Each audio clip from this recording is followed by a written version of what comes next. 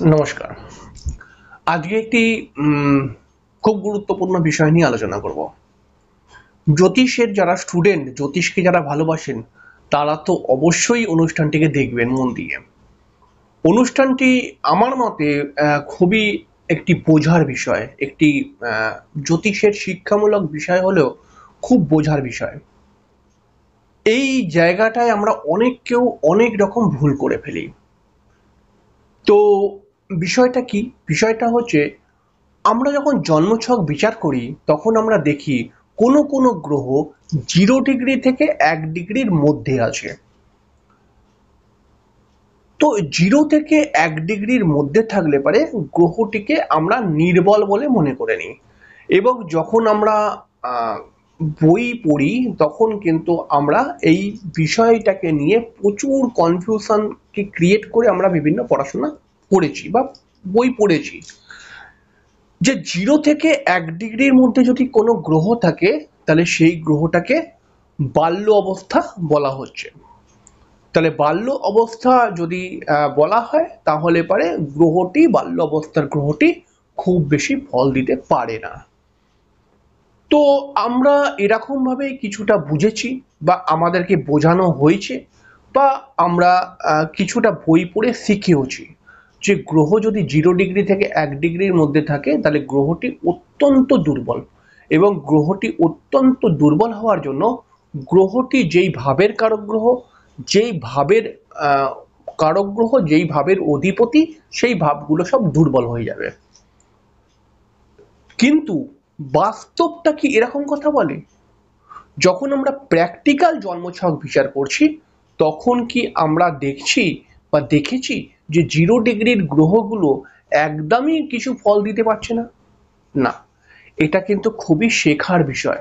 জ্যোতিষের যারা স্টুডেন্ট বা জ্যোতিষ যারা পড়াশোনা করছেন বা ভালোবাসেন, এদের অবশ্যই জানা উচিত বিষয়টা কি আসলে।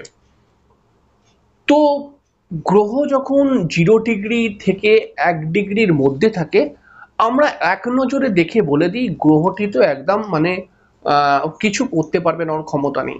ঠিক আছে? তো এটা একটা কথা বললাম। এবং আমরা সেই গ্রহের ছয় অবস্থাকে পড়ে এই বিষয়টাকে বললাম যে গ্রহ 0 ডিগ্রি থেকে আছে বলে গ্রহর ক্ষমতা নেই। আবার গ্রহ যদি 28 ডিগ্রির ওপরে চলে যায় তখন আমরা বলছি কি এটাও কিন্তু গ্রহের ক্ষমতা নেই, গ্রহ প্রায় মৃতপ্রায়। কিন্তু আলটিমেটলি জন্মছকের মধ্যে বিষয়গুলোকে যদি আপনি না মেলান তাহলে পারে কিন্তু আপনার ভুল ত্রুটি হতেই থাকবে। তো বিষয় হচ্ছে কি আসলে গ্রহ কি এরকম 0 ডিগ্রি থেকে 1 ডিগ্রির মধ্যে থাকলে মৃত মানে গ্রহটা কি একদম নির্বল হয়ে যায়, গ্রহটি আর কোনো ফল দিতে পারে না? না, এরকম কিন্তু আমি দেখিনি। কে দেখেছে আমি জানি না, কিন্তু আমি দেখিনি। আমি দেখেছি গ্রহ যদি 0 ডিগ্রি থেকে 1 ডিগ্রির মধ্যে থাকে তাহলে গ্রহের বল প্রচুর বেড়ে যায়, অনেকাংশে বেড়ে যায়। এবং গ্রহটি যেই ভাবের কারক গ্রহ, গ্রহটি যেই ঘরের অধিপতি, সেই ঘর সংক্রান্ত ফল কিন্তু দিতে শুরু করে। কিন্তু গ্রহটি 0 ডিগ্রি থেকে 1 ডিগ্রির মধ্যে আছে বলে গ্রহটি এই ভাবের ফল বা যেই ঘরের অধিপতি সেই ঘরের ফল যখন যখন বা যেরকম ভাবে সেই মানুষটি চাইবে সেই রকম ভাবে কিন্তু সে পাবে না। এটা কিন্তু আমি দেখেছি। ধরুন এটা একটা উদাহরণ দিই।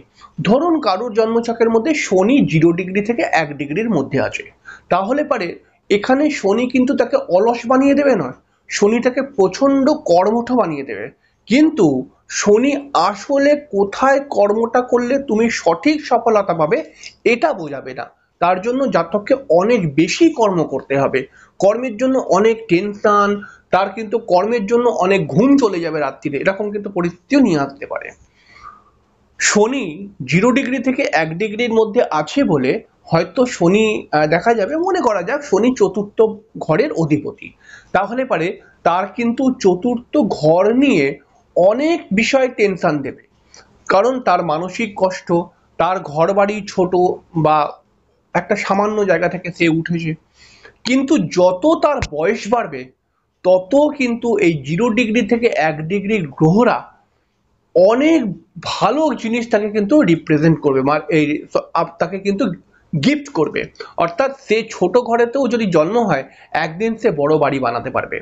সে যদি অনেক মানুষের থেকে দুঃখ পায় তাহলে পারে সেই মানুষটাকে অনেক মানুষ মিলে খুশি করার চেষ্টা করবে। এরকম ফল দেয়, আপনারা প্র্যাকটিক্যাল জন্মছকের মধ্যে দেখবেন। তাই আমি যতটা দেখেছি, কোনো গ্রহ যদি 0 ডিগ্রি থেকে 1 ডিগ্রির মধ্যে থাকে তাহলে পারে গ্রহটি তো নিজে বুঝতে পারছি যে আমি প্রচন্ড কম ডিগ্রির মধ্যে রয়েছি, মানে দুর্বল হয়ে গেছি। তখন গ্রহটার মধ্যে কিন্তু চেষ্টা বল অনেকটা বেড়ে যায়, মানে সে কিন্তু খুব কুইকলি ওপরে উঠতে চায়, মানে আরো ভালো করে এগোতে চায়। যেমন ধরুন 5 জন মিলে দৌড়াচ্ছে, 5 জন মিলে দৌড়াচ্ছে হয়তো একটা মাঠকে 2 পাক দৌড়াতে হবে। ব্যাপারটাকে ভালো করে বুঝবেন, একটা মাঠকে 2 পাক রাউন্ড দিয়ে দৌড়াতে হবে। এবার আপনারা 5 জন মিলে দৌড় লাগিয়েছেন, কিন্তু দৌড়াতে দৌড়াতে দৌড়াতে দৌড়াতে কোনো একজন মানুষ একটু পিছিয়ে গেছে 4 জনের তুলনায়। সেই মানুষটা দৌড়াতে গিয়ে ভাবলো যে আমি পিছিয়ে গেছি, আমাকে স্পেশাল জোর নিতে হবে। আরো জোর সে চেষ্টা করলো দৌড়াবার জন্য, এবং দেখা গেল সেই ছেলেটা যে পেছনে হয়ে গেছিল সেই কিন্তু প্রচন্ড নিজের মানসিক জোর দিয়ে দৌড়ে সেই 4 জনকে কভার করে ফার্স্ট হয়ে গেল। এরকম অনেক সময় হয় না, অনেক ভিডিওতেও দেখি আমরা, ফেসবুক বা ইউটিউবের মধ্যে চলে আসে যে দৌড়াতে দৌড়াতে একজন পেছনে হয়ে গেছিল, কিন্তু সে তারপরে এমন দৌড় শুরু করলো যে ওই 4 জন 5 জনকে কভার করে সে কিন্তু চলে গেল। এই হচ্ছে 0 ডিগ্রির গ্রহ। অর্থাৎ আপনি কোনো একটি সময় দেখছেন, এবার মাঠের মধ্যে যারা দর্শক, সেই দর্শকের মধ্যে ধরুন এমন একটি লোক রয়েছে যেই লোকটা মাঠের মধ্যে বেশিক্ষণ ছিল না, কিন্তু যতক্ষণ ছিল ততক্ষণ মেয়েটা পেছনে যাচ্ছিল। হয়তো 4 জন তাকে পেছনে ছেড়ে 4 জন এগিয়ে গেছিল, ততক্ষণ দেখেছিল বলে লোকটা ধরে নিয়েছিল এই ছেলেটি বা এই মেয়েটি পারবে না, এ পেছন হয়ে গেছে। তারপরে সে চলে গেছে কোনো কারণের জন্য, মানে মাঠ ছেড়ে চলে গেছে। কিন্তু তারপরে যে খেলাটা ঘুরে গেছিল মাঠের মধ্যে, সেটা কিন্তু সে আর দেখেনি। তাই সে মনের মধ্যে এই ব্যাপারটাকে নিয়ে চলে গেছে যে ও তো পেছনে হয়ে গেছিল, আমি দেখেছি ও পেছনে হয়ে গেছিল। হ্যাঁ, এটাও ঠিক, কিন্তু তারপরেও যে ঘটনা আছে এটাও ঠিক। ঠিক 0 ডিগ্রির গ্রহগুলো কিন্তু এরকম হয়ে যায়। অর্থাৎ প্রথম জীবনের মধ্যে এই গ্রহ সম্পর্কীয় অনেক রকম সমস্যা দিলেও এই গ্রহটি বয়স হবার সঙ্গে সঙ্গে প্রচন্ড গ্রোথ করিয়ে দেয়। এবার দেখুন, জ্যোতিষের ভিডিও করতে গেলে আমি খুব পরিষ্কার কথা বলছি, জ্যোতিষের যারা বড় বড় অ্যাস্ট্রোলজার আছে, যারা জ্যোতিষের বিভিন্ন ভালো ভালো ভিডিও করে, এবং দেখবেন সেই সমস্ত অ্যাস্ট্রোলজারদের ভিডিওর মধ্যে পাশের মধ্যে একটা গ্রাফিক্সের মধ্যে একটা ছক আসছে, সেই ছকের মধ্যে বিভিন্ন বিষয়গুলোকে নিয়ে তারা বোঝাচ্ছে। এইগুলোর জন্য এডিটিং প্রয়োজন হয়, এডিটিং এর জন্য তাদের কাছে আলাদা লোক রাখা আছে। ঠিক আছে, তারা এডিটিং করে, সে খালি ভিডিওটা করে চলে গেল, এবার এডিটিং করার লোক রয়েছে। কিন্তু আমার কাছে কেউ নেই, তাই জন্য আমি আপনাকে বোঝাতে পারছি না, কিন্তু আমি আপনাকে বলছি আপনি সার্চ করবেন। আপনি রামদেব বাবার জন্মছক দেখবেন, রামদেব বাবার জন্মছকের মধ্যে কিন্তু শনি 0 ডিগ্রি থেকে 1 ডিগ্রির মধ্যে আছে। আপনি অমিতাভ বচ্চনের জন্মছক দেখবেন, অমিতাভ বচ্চনের জন্মছকের মধ্যে কোন গ্রহটা আছে জানি না, কিন্তু ওই গ্রহটাই গ্রোথ করিয়েছিল, 0 ডিগ্রি থেকে 1 ডিগ্রির মধ্যে আছে।